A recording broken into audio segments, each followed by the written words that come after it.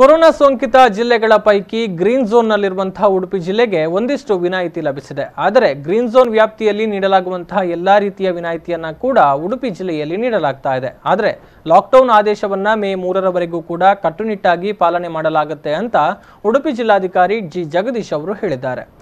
ಉಡುಪಿ ಜಿಲ್ಲೆಯಲ್ಲಿ ಕೊರೋನಾ ಸೋಂಕು ಕೊನೆಯ ಪ್ರಕರಣ ದಾಖಲಾಗಿ 30 ದಿನಗಳು ಕಳೆದಿದ್ದು ಸಹಜವಾಗಿಯೇ ಉಡುಪಿ ಜಿಲ್ಲೆ ಗ್ರೀನ್ ಝೋನ್ ವ್ಯಾಪ್ತಿಗೆ ಸೇರ್ಪಡೆಯಾಗಿದೆ.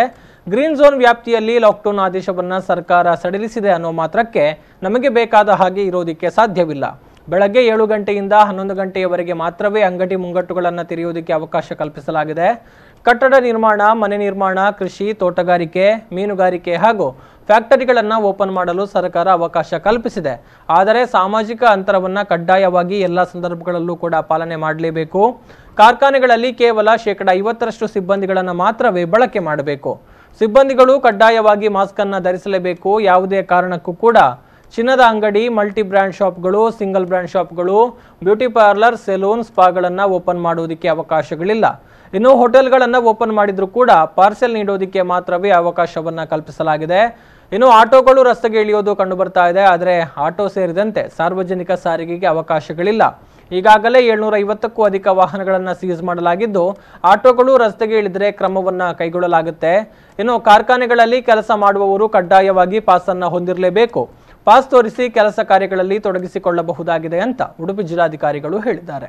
ಜಿಲ್ಲೆಯ ಎಲ್ಲ ಜನರ ನಿರೀಕ್ಷೆಯಂತೆ ಈಗಾಗಲೇ ಏನು ನಮ್ಮ ಜಿಲ್ಲೆಗೆ ಕೊನೆಯ ಪ್ರಕರಣ ದಾಖಲಾಗಿ 28 ದಿನಗಳು ಕಳೆದಿದೆ, 30 ದಿನಗಳು ಕಳೆದಿದೆ. ಆದ್ದರಿಂದ ಗ್ರೀನ್ ಝೋನ್ ಬರಬೇಕು ಅನ್ನೋದು ಎಲ್ಲರ ಆಶೆ ಆಗಿದೆ. ಆದರೆ ಬಹಳ ಮುಖ್ಯವಾಗಿ ಗ್ರೀನ್ ಝೋನ್ ಬರೋದ್ರಿಂದ ಏನು ಉಪಯೋಗ ಅಂತ ಅನ್ನೋದನ್ನ ನೋಡಿದರೆ, ಗ್ರೀನ್ ಝೋನ್ ಬಂದರೆ ಏನೆಲ್ಲ ಆ್ಯಕ್ಟಿವಿಟಿಯನ್ನು ಪ್ರಾರಂಭ ಮಾಡ್ಬೋದು ಅದೆಲ್ಲ ಆ್ಯಕ್ಟಿವಿಟಿಯನ್ನು ನಾವು ಈಗಾಗಲೇ ಪ್ರಾರಂಭ ಮಾಡಿದ್ವಿ. ಶಾಪ್ಸ್ ಆ್ಯಂಡ್ ಎಸ್ಟಾಬ್ಲಿಷ್ಮೆಂಟ್ ಆ್ಯಕ್ಟಲ್ಲಿ ಏನೆಲ್ಲ ಶಾಪ್ಗಳನ್ನು ನಡೆಸ್ತಾ ಇದ್ದಾರೋ ಅವೆಲ್ಲ ಶಾಪ್ಗಳು ಸಹ ಈಗ ಪ್ರಾರಂಭವಾಗ್ತವೆ. ಕೆಲವೊಂದಿಷ್ಟು ಎಕ್ಸಾಮ್ಷನ್ ಇದೆ. ಅದಕ್ಕೆ ಭಾಳ ಮುಖ್ಯವಾಗಿ ಬಂಗಾರದ ಅಂಗಡಿ ಶಾಪ್ಗಳು ಓಪನ್ ಆಗೋದಿಲ್ಲ.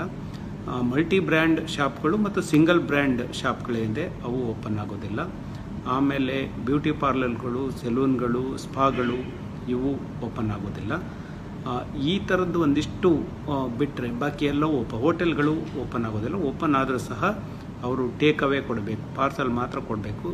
ಇದಕ್ಕೆ ಅವಕಾಶವನ್ನು ಮಾಡಿಕೊಟ್ಟಿದ್ದಾರೆ. ಹಾಗಾಗಿ ನಮ್ಮ ಜಿಲ್ಲೆಯಲ್ಲಿ ಏನೆಲ್ಲ ಆ್ಯಕ್ಟಿವಿಟಿ ನಡೀಬೇಕು ಅವೆಲ್ಲವೂ ಸಹ ನಡೀತಾ ಇದೆ. ಮರಳು ಸಹ ನಾವು ಪ್ರಾರಂಭ ಮಾಡ್ತಾ ಇದ್ದೀವಿ, ಕ್ರಷರ್ಗಳು ಪ್ರಾರಂಭ ಆಗ್ತವೆ, ಕನ್ಸ್ಟ್ರಕ್ಷನ್ಗೆ ಏನು ಬೇಕು ಎಲ್ಲವೂ ಸಹ ಪ್ರಾರಂಭ ಆಗ್ತವೆ.